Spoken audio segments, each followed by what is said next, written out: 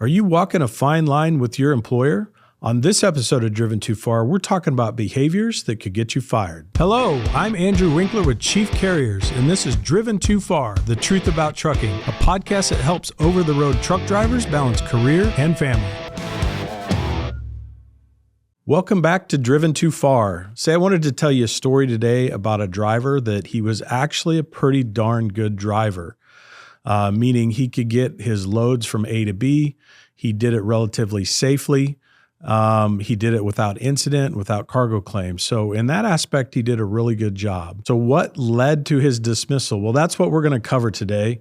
We're going to talk about some of the things that drivers do that get them in trouble and sometimes can even lead to their termination of employment. Now, a quick disclaimer on this episode. While I talk about real life events sometimes, this is not always directed at certain people. A lot of these things are events that I've seen over the years, 30 years of experience. So I just want to make sure I relay some of those things out there and the type of things that can really get you in trouble. Unfortunately, a lot of drivers try to get away with things, and over time, maybe it's a lot of little things that ultimately ends up to that termination. Well, let's start with the big three. So obviously, one of the first things that's going to get you in trouble is any kind of drug or alcohol use on the job. That's just a no-brainer, if you will. It has absolutely no place in our industry. So hopefully you're not in that kind of position. It brings a lot of severe legal consequence when you do. And what you got to think about is what kind of liability issues are you creating, not only for yourself, but your employer and everybody else that's employed at that particular workplace. Theft and dishonesty is another big one. So thinking about theft, well, what kind of theft do we see in the trucking world? It could be anything from stealing fuel. It could be stealing cargo, something like that. And it can even be theft or stealing time from the company with maybe dishonest time cards, something like that. There's falsification of your logs, which is illegal, obviously. There's turning in expense reports that aren't on the up and up, and they could be fictitious. Sometimes people try to pad things a little bit, like they have a legitimate expense, but maybe they decide to add a little extra money to it. There's things like that. I mentioned the time stealing thing, and I think one of the things that comes to mind there is when I think about drivers that are probably paid hourly, are you taking a lunch break, something like that, and staying on the clock? Is that the policy of your company, or do they require you to clock out? Unfortunately, I know those things happen once in a while, but if the policy is that you need to take a 30-minute break for lunch and it's to be unpaid time, then make sure you clock out of your e-log or whatever it is you're doing there. But that is technically stealing time from the company because you're charging them back for wages that while you were off duty. It shouldn't be like that. And how about misrepresenting qualifications or your experience? When you think about that, putting in an application, something like that, are you being honest and truthful about your true experience, or are you trying to pad that a little bit? Give yourself a little extra experience, hoping that maybe that'll lead to you getting hired or maybe a higher wage in the job because you have more experience. And then the third big one, I think, is really just aggressive threats and behavior. This is really being unprofessional as a truck driver. I think about the verbal type stuff that goes on, and this could go on between you and your dispatcher, you and a supervisor, or even the general public. When you think about interacting with maybe a customer or the actions you take while you're driving up and down the road with other motorists, those kind of things. So I think drivers sometimes don't think that that's a serious offense, but it truly is. That lack of respect that you're displaying not only puts the company in a bad position, but it really is a reflection on you and what kind of person you are as well. There's physical threats. I hope you never make a physical threat. I know in this business, things can get sideways on us, and sometimes things get really frustrating, things that are out of your control. Or maybe even the way some people deal with things. It's sometimes the elevator doesn't go to the top floor with other people, I think, and that can be extremely frustrating. But taking it to a physical level is never acceptable. And I mentioned dealing with motorists. I should really talk about road rage and how dangerous that can be. I'm right with you. I've, like I said, been in this business 30 years. I spent first few years of my career in the truck. running up and down the interstates as well. And I see some of the dumb stuff people do. I see some of the dumb stuff they still do, even when I'm in my personal vehicle. And it's extremely frustrating when people don't know the rules of the road. But that doesn't mean that you can take your 80,000 pound rig and try to intimidate them. That doesn't mean you should be riding their bumper to try to get them to move over. You know, there's a lot better ways that we should be doing that. And as a professional driver, you have to understand that. Not only is it not right, it is really unsafe to be acting like that. These people were already kind of determined they don't know what the heck they're doing out there sometimes or how to drive very well. So now you're putting yourself in a place where, if they decide to, hit their brake or something and you can't stop fast enough, you're going to be the one that gets in trouble. It's going to be your fault. Now I want to jump over to what we call the slippery slope behaviors. So these are ones that may not get you immediately fired, but they're the ones that over time kind of add up, build up. And if there's enough of them, it can absolutely lead to maybe a write-up, maybe a suspension, or maybe even termination. And I think the first one is probably absenteeism or tardiness. Maybe you don't think of that when you're thinking about trucking, but how many times have we had a driver that goes home for scheduled home time and then they don't come out of the house on time or when they're supposed to? Extremely frustrating, because if your company's doing it right, dispatch has already got a load planned for that person the day they're supposed to or scheduled to come out of the house. Well, once in a while things pop up, and we certainly understand that. So hopefully you've got good communication with your dispatch team, and when those things pop up, you can let them know as soon as possible that, hey, I'm not going to be able to come out of the house on Monday. Something happened with my family or popped up, and I just really need to stay home an extra day and take care of this. But if that starts happening too often, then you start to get the reputation of somebody that's not a reliable driver. And it's not just frustration for dispatch that happens. Think about how you're affecting other drivers, because somebody's probably having to cover your work now.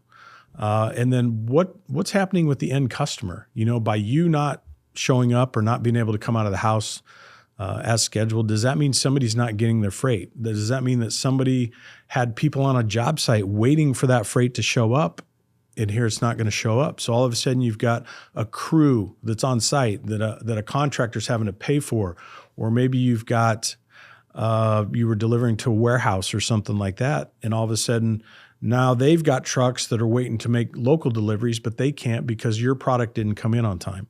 So it really does impact, and you really have to, plan for those things and make sure you're communicating at the very least.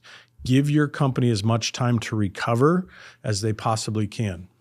Disrespectful communication, I think, is another one too, and it's kind of the old school mentality when apparently at one time it was appropriate where you could talk back, talk down, scream, yell at your dispatcher, have a lot of confrontations and things like that. But that's certainly not the case anymore, and there's no reason for it. If you can't have a civil conversation and work through a conflict or a difference of opinion, then maybe trucking's not the right space for you.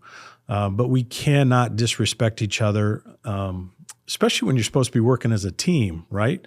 So again, I know tempers can flare, things happen, but if you do that, if you treat your team member like that, the one that's responsible for getting you loads, the one that's responsible for helping you get that paycheck every Friday, how long are they going to put up with it? Are they going to put you on a list all of a sudden where they don't want to work with you? Maybe they're going to push you to another dispatcher, or maybe you're just going to drop to the bottom of their dispatch board because you're a pain and they don't want to deal with it. So I think the behaviors have consequences, and you have to really think through those things. Certainly profanity has no place in the trucking world like that, especially, again, when we're dealing with people within our own company. And then just overall ignoring instructions. So if operations, if safety, if maintenance asks you to do something, I think you're expected to do that or follow through. And if you don't do it or you disagree maybe, then that's the time to have the conversation and be curious. That's okay. Ask some questions. Why did you set it up like this, or why do I need to do this next? I'm sure they'll take the time to explain it to you in their thought process. And sometimes it's just a matter of taking an extra 10 or 15 seconds with each other, that we give you the full picture, the whole picture, so you understand in context, what's going on. A lot of times in today's world where we're communicating over Qualcomms or message systems or texts or whatever it is, those messages are as short as possible to be efficient, but we don't get the full story that way. And when we don't get the full story, it starts to lead to questions, and we're just not really sure what's going on. And then our mind kind of goes wild, and we start to make assumptions that may or may not be true. So again, take an extra 10 or 15 seconds, ask questions and be curious. Ask your teammates to explain it to you what's really going on here. I think the next slippery slope is the maybe the safety side of things, negligence. Sometimes it's tempting to cut corners. We're a flatbed carrier, so obviously we're tying down our freight, we're securing it, chain straps, whatever. And there's regulations out there of how many chains and straps we need to have on the load based on its weight, based on its size, some other things like that. It could be very easy just to ignore some of those things, throw a few straps on and go. And in fact, I've heard drivers say stuff like that. It's like, oh, this is good enough, or it'll ride, something like that. And they're really being just plain lazy when it comes down to it, because what they're assuming is that, I've got a few straps on it. It's snugged down. It's not going to go anywhere. And they think what's never going to happen to them is that car in front of them is going to slam on the brakes. And all too many times we've seen it in flatbed. And I'm sure you've seen the pictures out there too, where the flatbed driver had to hit his brakes hard. The cargo shifted and even sometimes comes through the back of the cab. And when that happens, bad things for sure. So don't ever take shortcuts. If your company has policies for securement, whether it be flatbed, van reefer, whatever that is, then make sure you're following those. They're there for a reason. They're there to protect you. They're there to protect the company and the general public as well. So that's your responsibility, and it's a big one. Repeated preventable incidents. These are like little things that can happen out there. When we think about maybe you just got the tires off the pavement and you ran through somebody's grass. Maybe you hit a mailbox. Maybe you hit one of those yellow posts.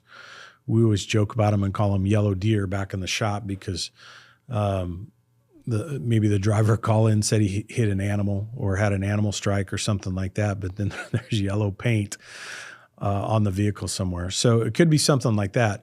While a lot of those aren't, critical, they're very minor incidents. Sometimes they're just an easy mistake, but a pattern of those over time can be a bigger concern, especially for your safety group, because if you're not paying attention and all these little incidents are happening, how long is it going to be before a big accident happens? And that's one of the things that the safety personnel really has to take into consideration for you. So while it doesn't seem like a big deal at the time, several of those linked together in a short period of time can be, and that could certainly be something that would get you dismissed because it's a risk issue for the company. And how about just a failure to report an incident, or like I said, maybe you falsely report the incident with an animal strike when you really hit something.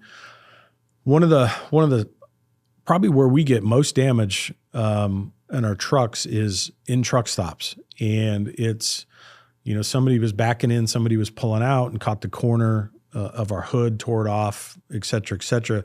And a lot of times, unfortunately, those trucks don't stop. Now, whether the driver knew he did it, a good driver would know. You'd feel it. You would know. You're watching your mirrors. You would know you do it. I think a lot of people freak out and they just take off and pretend they didn't know they did it. But that could certainly be, terms for dismissal too. If you find out, hey man, everybody's got dash cams now, so you can do it, but there's a really good chance that somebody's dash cam just caught the logo on your trailer, the license plate of the trailer, something like that as you're pulling out. So they're probably going to get you. So don't avoid those things. Don't avoid reporting them. It's better just to go straight at them, have a conversation with your safety department, and let them know exactly what happened.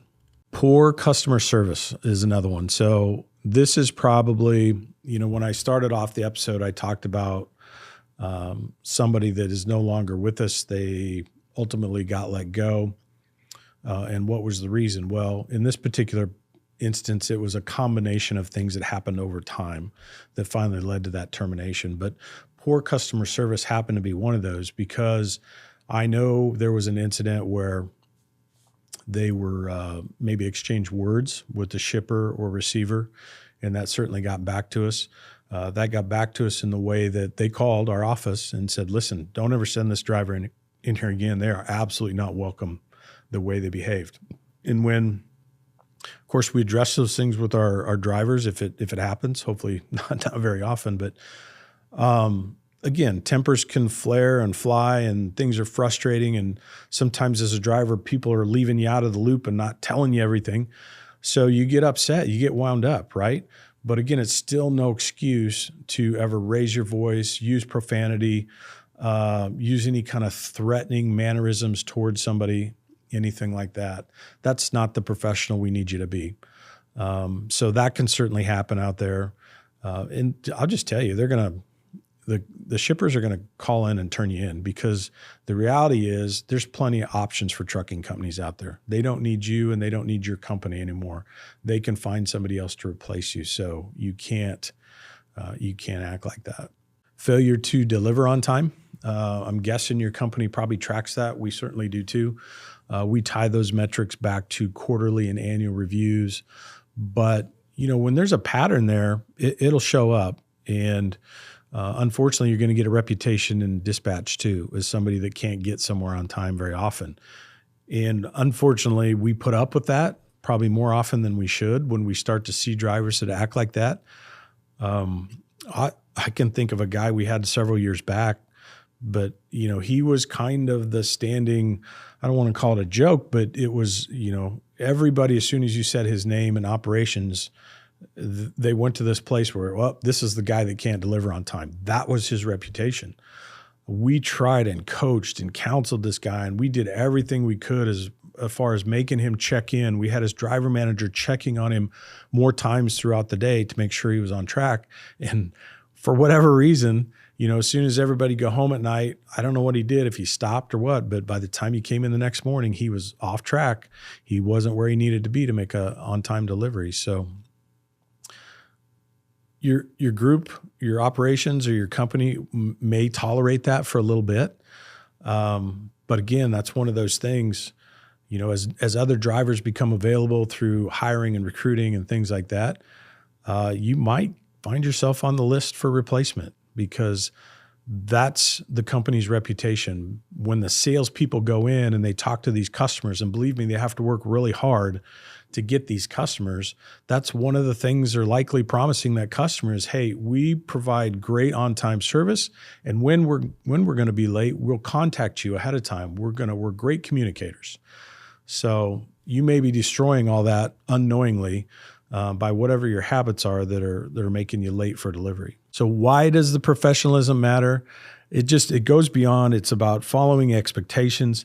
It's about representing the company, the industry, and yourself. So like we said, this is your reputation as a professional driver.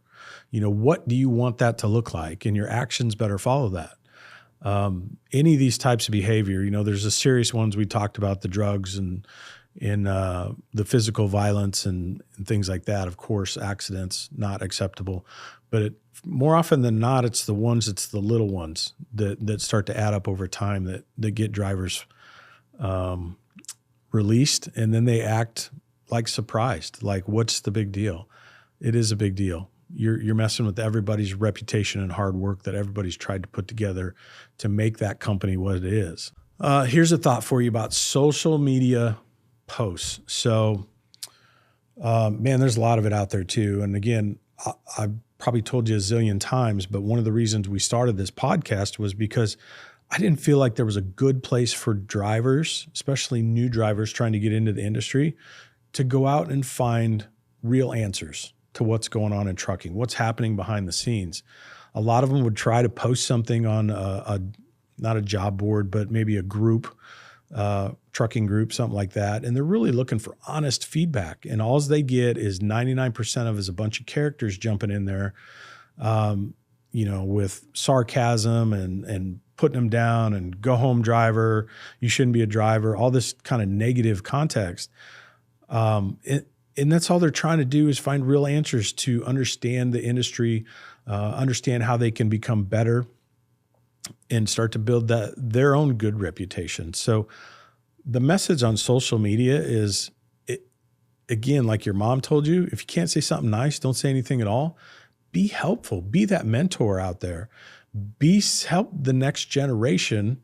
We need them. I'm not working forever. You're not going to work forever either. So what are you doing to help develop the next generation of professional drivers? And what do you want them to look like? That is our responsibility as a professional, is to grab the ones behind us and make sure they're up for the task. So here's my challenge to you, is to build a positive reputation within your company, within the industry, because that's how you advance. That's how new opportunities come for you. I can guarantee you the drivers that are out there doing these negative things that we just talked about, they're not going to advance. They're stuck where they're at. They may or may not last in the trucking industry as a whole, and maybe that's why they're so bitter. I don't know. But somebody needs to tell them, you got to have a positive spin on things. And it's always the drivers that step up, help out when they don't have to. Those are the ones we love in the industry, and those are the ones that shine and stand out and that will get the opportunities next. So when that next dedicated route comes in, who do you think's going to get it? It's going to be the guy that's helpful, the guy that is the guiding light for other drivers. He's a mentor. It's not going to be the person that's putting negative social media comments out there, can't get out of bed on time, delivering late, having little dings and accidents along the way. That's not him. That's not who's getting the break. So keep that in mind. So to recap, the most important behaviors to avoid, the big ones like we talked about, obviously the drug abuse and alcohol, just, man, it has no place in the trucking. And I know there's some, I know it's tough with some of the states with the marijuana thing and things like that. And everybody's got their own opinion of what's right and what's not. But as of right now, it has no place in transportation. So stay away from that stuff. Don't even tempt it, because you will get caught. And if you don't get caught, hopefully you never get into an accident where it becomes an issue, something like that, where maybe you were impaired because of something like that. So it's just best to stay away from that altogether. The aggressive driving, the road rage, get off people's bumpers, give them the following distance they need. The courtesy, be that courteous driver out there. We've talked about some of those things in previous episodes too, about how you can tap your brakes, slow down, let people get around you, signal them when it's safe to merge back over, do all those things and be that true professional out there. The last thing then is the disrespectful behavior that we see from time to time. It'll get you nowhere. In fact, it'll get you going the wrong way, because people won't put up with it. People don't need it. There's a lot of really good professional drivers out there, and the ones that, are acting out for negatively for attention, I guess. I honestly hope they don't last in the industry very long. It's just not something we need. There's just too many good people out there that want to do it the right way. And that's who we want to work with as well. So anyways, keep it safe, keep it clean out there. I hope that helps. Stay away from those kind of negative behaviors. And just remember, it all comes down to your reputation. What do you want that to look like? And then that should shape your behaviors going forward. It's hard to look in the mirror sometimes. Sometimes we get angry, we get upset, or maybe we're wired a certain way, as we've grown up in a certain family or an environment or whatever that looks like, that's just how things were. But you've got to be bold enough to break out of that, recognize it, and then break free of that behavior and find a better way. Chief Carriers was just named a Best Fleets to Drive for the 5th consecutive year. If you're looking to drive for a company with a group of true professional drivers, check us out at chiefcarriers.com.